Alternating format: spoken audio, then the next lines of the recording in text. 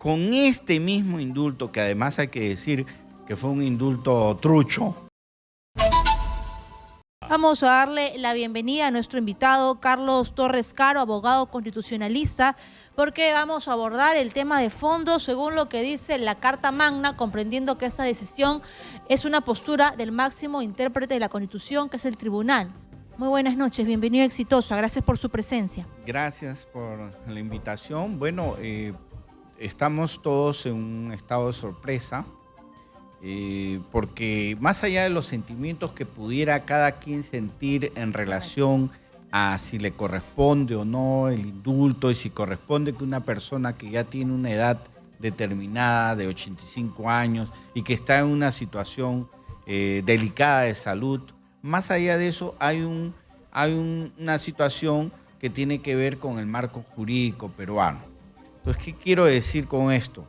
Que nosotros hemos apostado por la jurisdicción supranacional, que quiere decir que en el caso de las situaciones vinculadas a los derechos humanos, no hay cosa juzgada en el Perú.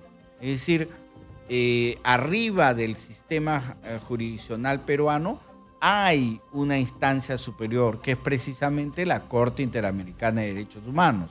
Entonces, si nosotros tenemos que el máximo intérprete de la Constitución peruana deniega posibilidad a la Corte Interamericana de Derechos Humanos, estamos simplemente dándonos cuenta que se está transgrediendo el sistema internacional. Así es, señor Torres. Le agradecemos a nuestro invitado, Carlos Torres Caro, abogado constitucionalista, que está en los estudios centrales de Exitosa y que ha escuchado esos dos escenarios, las palabras de los hermanos Fujimori, todo el baño de popularidad y el escenario político aparte, y además las palabras ya de los actores políticos, los dos ministros, Justicia y Cancillería.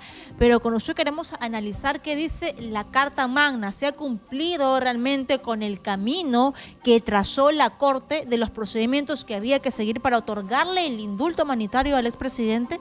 Bueno, como lo dijimos hace unos instantes, hay que separar el lado emocional. Es un hombre mayor, un anciano de 85 años, una persona que está enferma, que después de 16 años tiene la oportunidad de, digamos, de beneficiarse de este indulto. El problema es que más allá de esa situación, que podemos estar de acuerdo o no con la liberación del señor Fujimori, hay un hecho concreto, y es que nosotros estamos sujetos a una jurisdicción supranacional. Y el mensaje que se ha dado a la comunidad internacional es que el Perú no es respetuoso de sus compromisos internacionales. ¿Por qué? Porque nuestro sistema, repito, está basado en la jurisdicción supranacional. ¿Qué significa esto? Significa que si el organismo internacional competente, en este caso la Corte Interamericana de Derechos Humanos, envía un documento diciendo que se abstengan de esa liberación, el Estado peruano, no el gobierno, sino el Estado peruano, que es la representación de todos los peruanos, tiene que sujetarse de acuerdo al principio del derecho internacional que se llama la Pacta Sunt Servanda, el compromiso de la palabra dada, tiene que sujetarse al compromiso de respetar la palabra firmada en un tratado internacional. Entonces, esto no está bien, han podido hacerlo de una mejor manera, porque lo que la Corte estaba exigiendo es el cumplimiento del informe que tenía que dar el Estado peruano para efectos de proceder al indulto, cosa que no se ha hecho. Así es, una pequeña rendición de cuentas. Tengo una pregunta, por favor, porque en horas de la noche, bueno, hubo trascendido esta cuestión un poco polémica de que solo firma el presidente del tribunal, la vicepresidenta Luz Pacheco y Gustavo Gutiérrez Tixte, que ya habían adelantado opinión de que Fujimori debía ser liberado, ya que el juez de Ica se declaró incompetente porque consideraba que le correspondía al TC. Sin embargo, los dos magistrados, los dos tribunos, no han estado ni siquiera enterados que ha sido Ochoa y Monteagudo. Lo que responde el presidente en su defensa es: como ellos votaron en contra, entonces no había que informarles lo que estaba pasando. ¿Esto es cierto? No, no es así. en este caso, el Tribunal Constitucional es un colectivo, ¿no? Son decisiones de conjunto, no es los que estamos acá vamos a votar y los otros no les avisamos, no es así. Ahí además hay una situación que en el futuro probablemente les pase factura, porque ellos adelantaron opinión. Sí. Ellos salieron a decir que esto estaba mal, que el juez tiene que pronunciarse de tal manera, es decir, y luego ellos se pronuncian en un caso. Es decir, hay una situación que está mal hecha. Han debido hacerla de mejor manera. No había por qué comprometer al Estado peruano en una situación como la que nos han puesto ahora, ¿no? Entonces, mañana más tarde, esta situación, a mí me va a dar una gran tristeza por la familia de los Fujimori, que lo más probable es que en el tiempo vuelva a regresar para que cumpla efectivamente como debe de ser, ¿no? Y es la pregunta que le hemos hecho 1000 veces a su abogado Elio Riera. ¿Cuál es la diferencia de lo ocurrido en el año 2018, de lo ocurrido el año pasado, donde la Corte se pronunció en marzo y en abril, con el presente año, si el indulto es el mismo? La diferencia es la coyuntura política, que tenemos un gobierno que parece que va a pagar el precio de la sanción de la Corte. Esa es la única diferencia. La única diferencia. El problema es la judicialización de la política que se ha hecho. Y el sistema de elección de miembros del TC. Es decir, cuando hemos optado por el sistema de elección en el cual la política interviene en la decisión del nombramiento de los jueces, tenemos jueces pues que obedecen a la política y no a las normas. Entonces, ¿qué es lo que prácticamente ha ocurrido? ¿Y cuáles son las sanciones que podríamos tener, además de los problemas económicos? Porque justamente yo lo comentaba con congresistas que son economistas, queremos ser parte de la OCDE. No lo vamos a poder conseguir. No, porque cuando uno, no es tan sencillo esto de que hagan, por ejemplo, el fundamento 28 de la resolución del Tribunal Constitucional, dicen, prácticamente es la ley de la selva, porque le dicen al tribunal, a la Corte, le dicen, mire, ¿sabe qué? Váyase a quejarse a la Organización de Estados Americanos. Y en el fundamento 29, en lenguaje sencillo, le dicen, ¿sabe qué? Usted no es competente. Nosotros somos los competentes.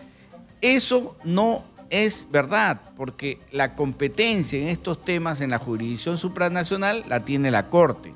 Y con respecto a que se vayan a quejar a la OEA, no es tan sencillo como eso. No, ese tipo de...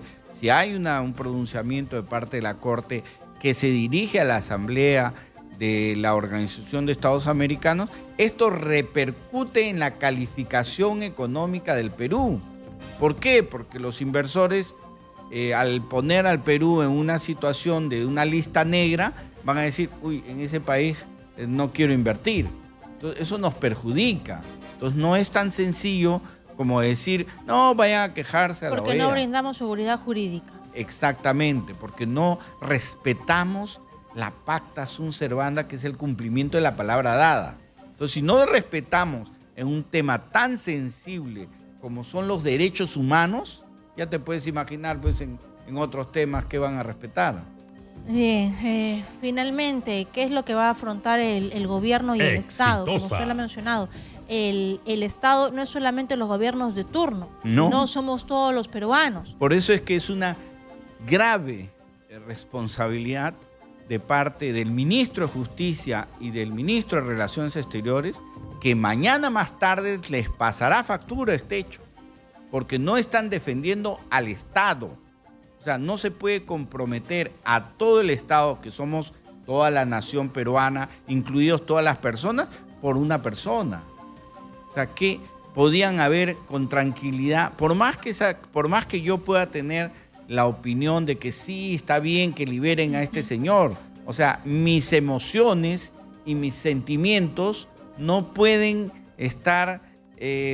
cegarme para decir, bueno, hagamos lo que sea y saquemos a esta persona de la manera que consideremos, porque ese hecho nos va a perjudicar mañana más tarde. Así es, y se pudo impulsar un nuevo indulto pagando la reparación civil, que son 57 millones de soles, pidiendo perdón a las víctimas, demostrando mediante un informe médico que no puede seguir en prisión, y la señora Boluarte se lo pudo otorgar. El camino estaba brindado, pero ellos no lo han querido tomar. Mire, es más, con este mismo indulto, que además hay que decir que fue un indulto trucho, porque la Corte Suprema, la Sala Suprema lo anuló, luego vino el Tribunal Constitucional y anula lo que dijo la Sala Penal Suprema.